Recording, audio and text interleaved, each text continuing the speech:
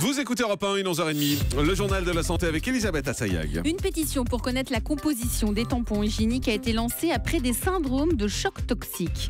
Les dangers de l'alcool peuvent commencer dès l'âge de 9 ans. Et puis, la main d'un grand brûlé a été sauvée cet été en la cousant dans son ventre. Une chirurgie efficace.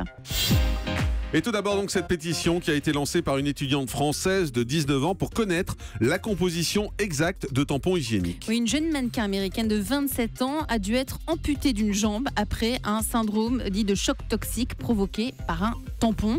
Sur les emballages des tampons, la composition précise n'est pas mentionnée. Alors, avec l'association de consommateurs 60 millions, une pétition a donc été lancée grâce à une étudiante française âgée de 19 ans pour exiger plus de détails sur cette composition.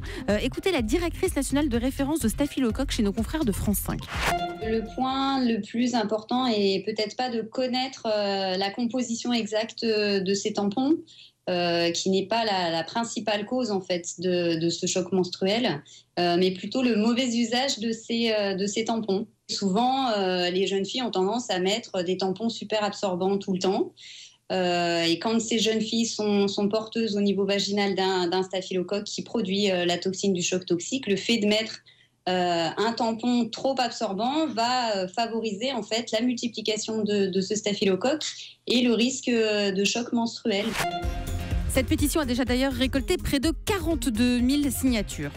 Les dangers de l'alcool peuvent commencer dès l'âge de 9 ans. Oui, un rapport de l'Académie américaine de pédiatrie préconise de sensibiliser dès le plus jeune âge ces enfants. Un chiffre, 23% des plus de 12 ans se sont déjà adonnés à ce que l'on appelle le binge drinking, c'est-à-dire à une consommation excessive d'alcool pour rechercher un état d'ivresse très rapide. Cela démarre dès que les épisodes d'ivresse dépassent les 4-5 verres et deviennent de plus en plus fréquents. Ce phénomène existe depuis longtemps dans les pays anglo-saxons, mais il menace actuellement la France. Ça concerne les ados dès l'âge de 13 ans et la consommation d'alcool avant 13 ans altère très rapidement les structures cérébrales.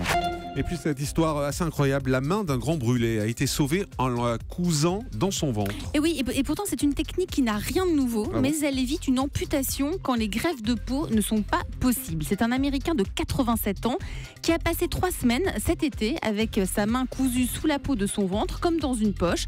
C'est une sorte d'autogreffe, une technique connue des spécialistes. Écoutez Maurice Mimoun, spécialiste des grands brûlés. Voilà ici une main carbonisée. Vous voyez que les doigts, si on ne fait rien, seront amputés.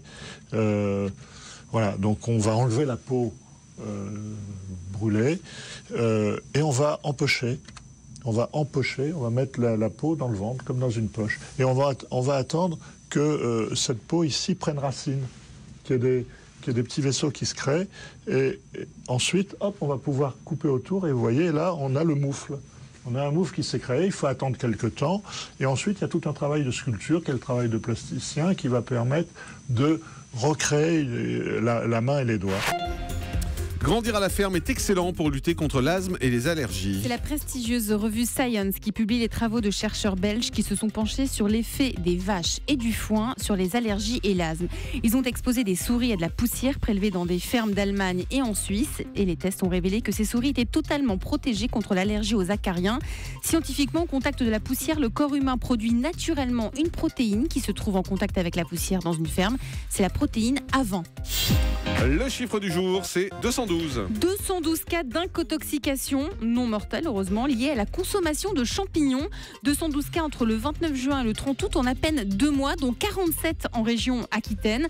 Les autorités mettent en garde contre les amateurs de cueillette et rappellent les consignes de prudence. Vous pouvez ramasser seulement les champignons que vous connaissez, séparer les champignons récoltés par espèce, les conserver au réfrigérateur et puis surtout, il faut les consommer dans les 2 jours maximum après la cueillette. Voilà, et c'est toujours bien de le rappeler. Merci beaucoup, Elisabeth Assayag.